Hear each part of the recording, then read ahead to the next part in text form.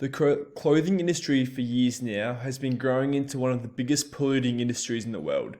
There have been many issues facing the production of the clothing, which is why I decided to look at the clothing industry.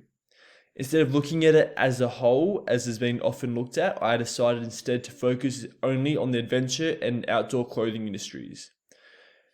This is a sector of the industry that sell the idea of how their clothing empowers individuals to go and explore the nature that surrounds them. I wanted to know what these companies are actually doing to protect this environment and what differentiates themselves from other companies that appear to not have any interest within the environment.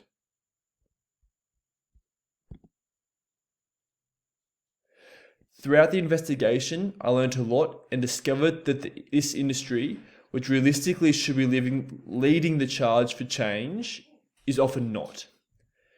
These adventure and outdoor clothing companies, although they claim to be environmentally friendly, are often no different to their counterparts who do not claim to be such.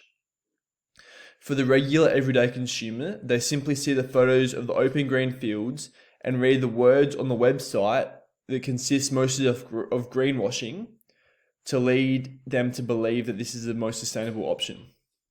Throughout all the advertising within this industry, the culture of greenwashing is major, with most companies utilizing the beginnings of the brand to seem that as if they are more environmentally friendly.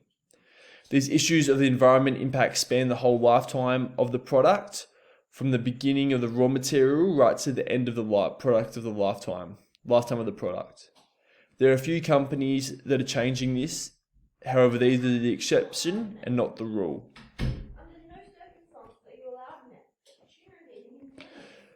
With each product, why you should care. With each and every product that is purchased, it increases the environmental impact of the whole industry. And not only does it affect the quantity of clothing waste that is ending up in landfill. This is often the only impact that's advertised, that due to the buying of it is increasing the amount of clothing in landfill. However, that's not the case. It takes over 2,700 litres of water to produce one single cotton t-shirt, as demonstrated on this image here. And that is the lowest of items of clothing, with synthetics and more labour-intensive products such as jeans taking up a lot more water. This increasing pollution in the local waterways in the developing countries that are producing a large amount of these items are having massive health effects on the population. On top of this, the conditions for the individuals that produce these are often abysmal, being paid very little for very labour-intensive work that is often damaging to their bodies. Without a change, this is going to be progressively worse and has been since labour first moved to these nations, leading to worse living conditions for these people.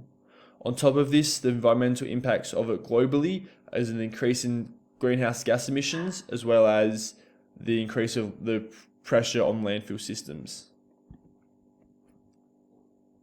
Call to action.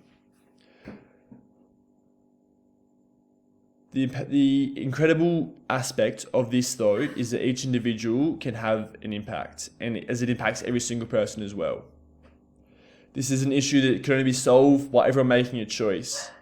All it takes to reduce and reverse this trend is to research the items of clothing we're purchasing, only purchasing what is needed, and ensuring that once it is no longer of use, is either repaired or sustainably disposed of. The clothing industry has been working for years now to convince the population that clothing is a status symbol, which has led to the mass consumerism of these items. It's time for you to buck the trend, one t-shirt at a time.